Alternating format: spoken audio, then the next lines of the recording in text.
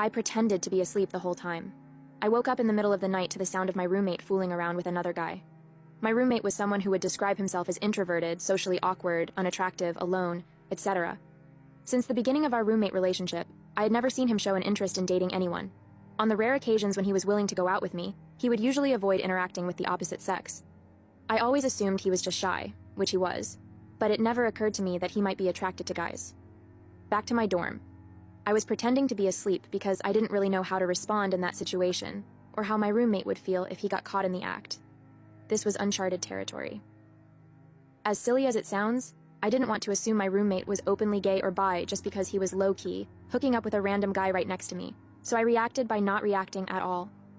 I'll admit, it was an awkward situation, not just because I could hear whispering and kissing and moaning and all kinds of other noises that made it clear to me that both guys were really into each other, but also because I was lying on my side for too long and my arm was beginning to go numb.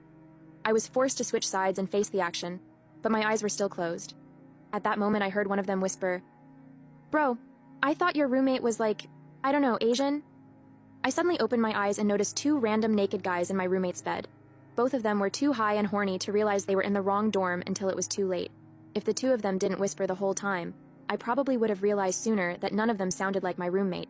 The guys apologized for covering my roommate's bed in mess and quickly took off.